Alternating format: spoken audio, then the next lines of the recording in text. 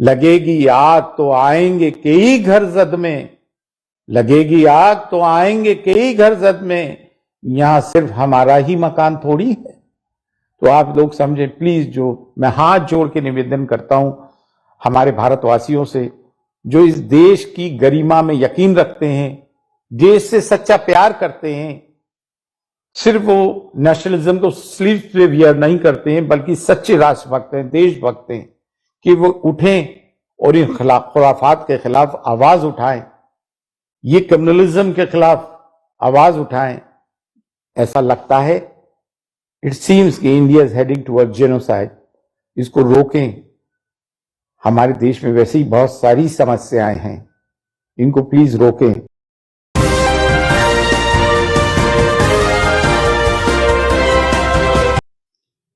कुव्वते फिक्र अमल पहले फना होती है, फिर किसी कौम की शौकत पे जवाल आता है।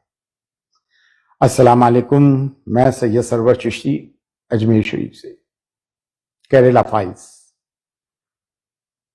Kerala story, the Kerala story. Kashmir files तो आपने देखी, गुजरात फाइल्स पे खामोशी है। बीबीसी पे जब गुजरात 2002 दिखाया गया तो अजमेर तो इंडिया में कंप्लीट बैन था। खैर, किस्सा मुख्तसर, ये जो कुछ भी आज हो रहा है, ये हमारी बेहिसी का, कमजरफी का और मुनाफिकत का नतीजा है। अभी माह रमजान का महीना खत्म हुआ है। हमारे बड़े बड़े उलमा और मशाइख उम्रे के नाम पर, उमराह के नाम पर जो है पिकनिक मना के आए। पिकनिक क्यों कहूंगा, आप कितनी ही रियाजतें, कितनी ही नफलें पढ़ लें, हज उम्रा कर लें, कुर्बानियां कर लें, ज़कात फितरा दे दें, लेकिन दीन और मिल्लत अगर मगलूब है और उनके गलबे के लिए आप जद्दोजहद नहीं करते हैं, तो ये तमाम सिर्फ रसूमात होकर रह जाते हैं। अल्लाह को आपकी इबादतों की जरूरत नहीं। एक और चलन चला हुआ है, व्हाट्सएप पे देखता हूं मैं, दुआ और बद्दुआ का चलन।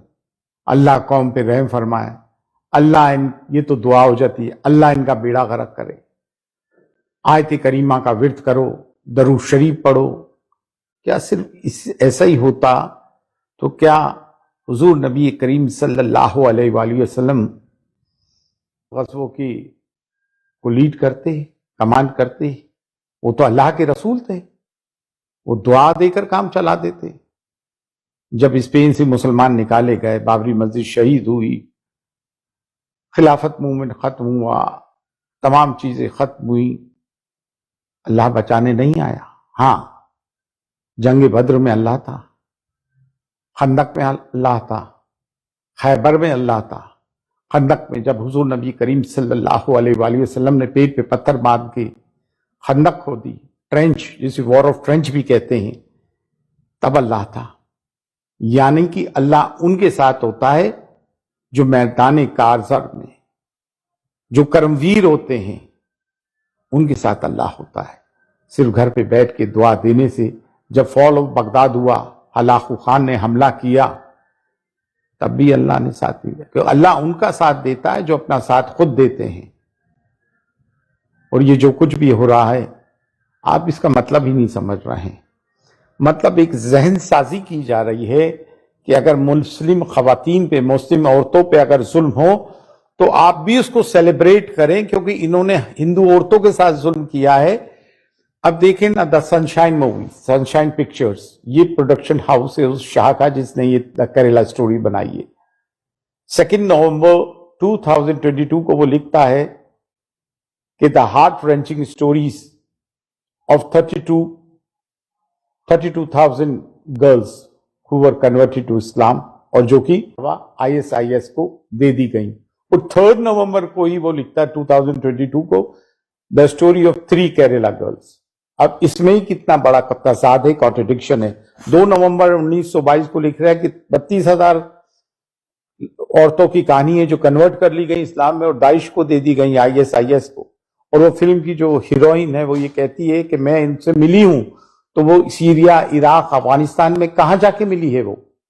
और ये तो सब में बड़ा सवालिया निशान, साइन ऑफ इंटरोगेशन हमारी एजेंसीज पर लगा रहे हैं। ये तो हमारी एजेंसीज पर साइन ऑफ इंटरोगेशन लगा रहा है कि 32,000 फीमेल्स हिंदूज और क्रिश्चियंस कन्वर्ट कर ली गई इस्लाम को और ISIS के हवाले कर दी गई।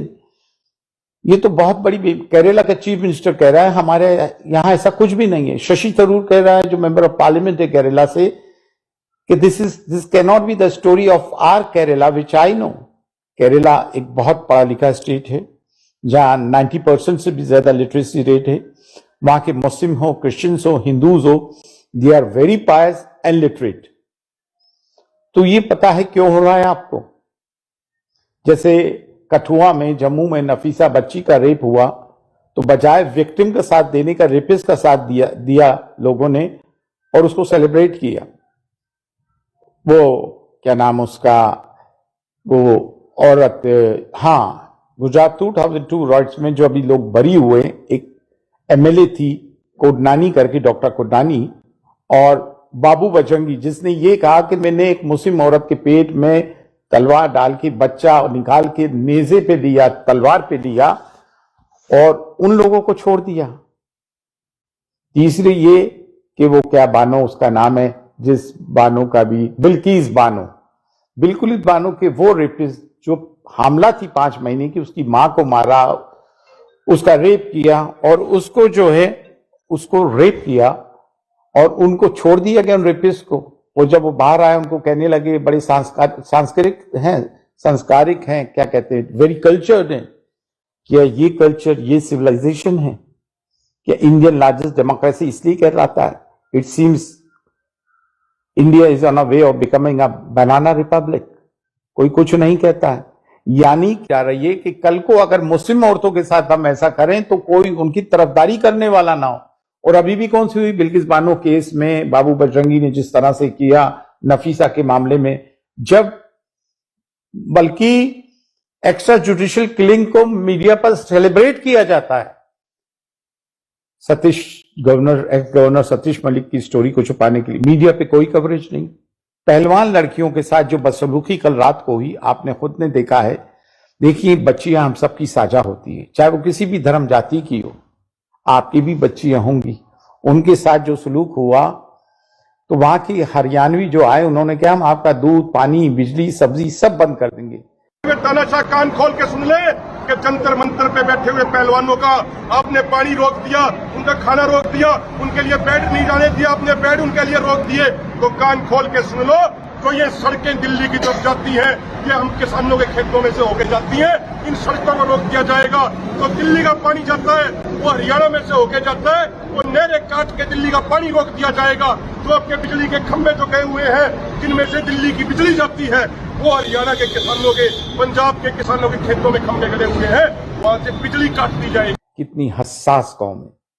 हम भी उन बच्चियों को सपोर्ट करते हैं कि वो बच्चियां हमारी हैं, बच्चियां सबकी साझा होती हैं। हिंदुस्तान में वैसे ही बहुत रेप होते हैं। लगेगी आग तो आएंगे कई घर जद में, लगेगी आग तो आएंगे कई घर जद में, यहां सिर्फ हमारा ही मकान थोड़ी है।